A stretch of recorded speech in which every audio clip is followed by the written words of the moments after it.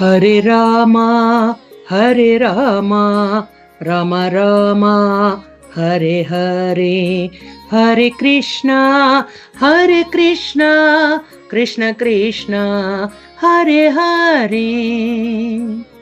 భగవద్భక్తులారా, విష్ణు ప్రేమికులారా, శ్రీకృష్ణాష్టమి పర్వదినాన్ని ఎంతో విశేషంగా చేసుకున్నటువంటి మనమంతా భాద్రపద మాసంలోకి అడుగుపెట్టాం. శ్రావణ మాసంలో వరలక్ష్మీ వ్రతం మరియు శ్రీకృష్ణాష్టమి. భాద్రపద మాసం పేరు వినగానే ఈ పేరు యొక్క వైశిష్ట్యం ఏమిటి అనేటువంటి భావన కలుగుతుందంటే, విశిష్టత ఏమిటి అంటే, చాతుర్మాస దీక్షలో ఇది 2వ నెల, చాంద్రమానం ప్రకారం ఇది 6వ మాసం.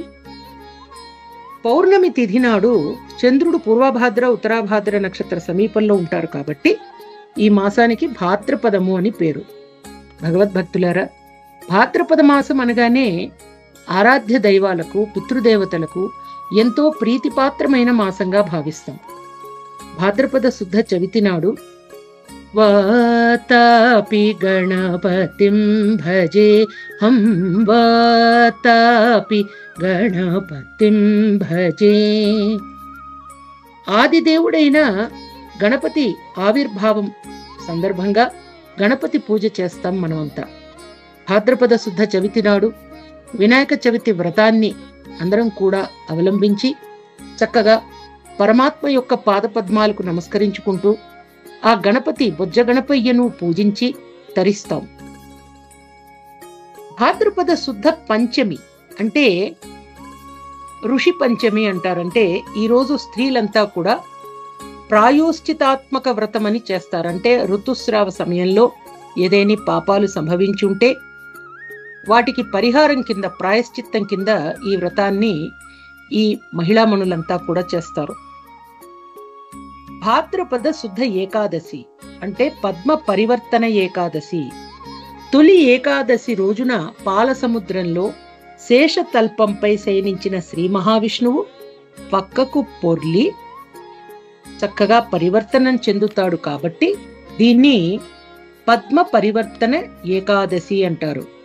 శాంతాకారం భుజగశయనం పద్మనాభం సురేశం విశ్వాకారం గగన సదృశం మేఘవర్ణం శుభాంగం లక్ష్మీకాంతం కమలనయనం యోగి హృద్యానగమ్యం వందే విష్ణుం భవభయహరం సర్వలోకైకనాథం.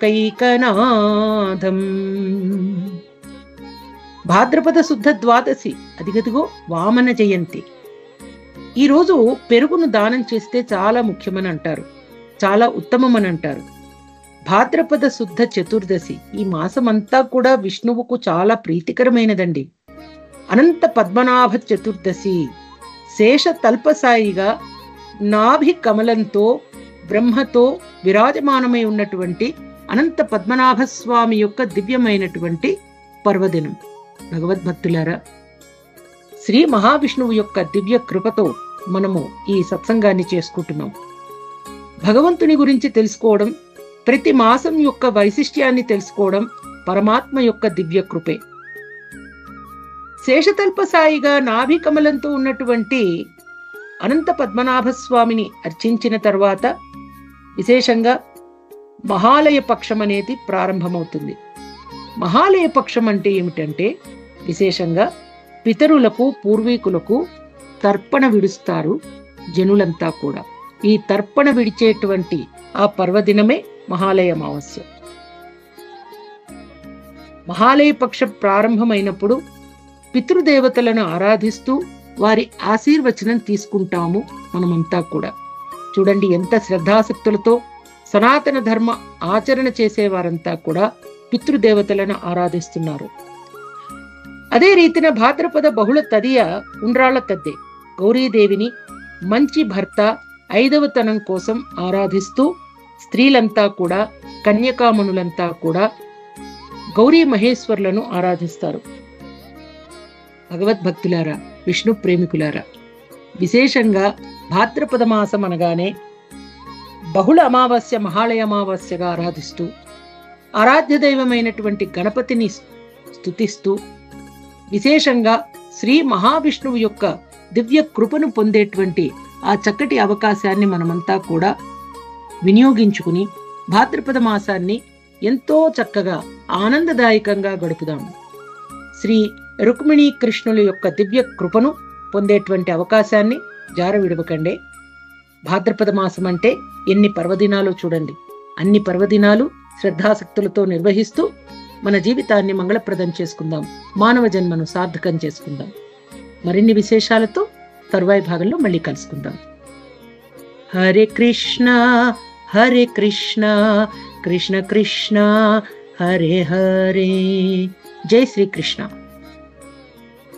సనాతన ధర్మం అనే ధర్మం. డాక్టర్ కే భవానీ మాతాజీ గారి ఛానల్ చూడండి, సబ్స్క్రైబ్ చేయండి, లైక్ చేయండి, షేర్ చేయండి, కామెంట్ చేయండి. హరే కృష్ణ. జై జై జై జగన్నాథ్. హరే కృష్ణ. మన ధర్మం సనాతన ధర్మం. మన సనాతన ధర్మం ప్రవచనాన్ని సబ్స్క్రైబ్ చేయండి, లైక్ చేయండి, షేర్ చేయండి, కామెంట్ చేయండి. హరే కృష్ణ. శ్రీరామ్ జై రామ్ జై జై రామ్, శ్రీరామ్ జై రామ్ జై జై.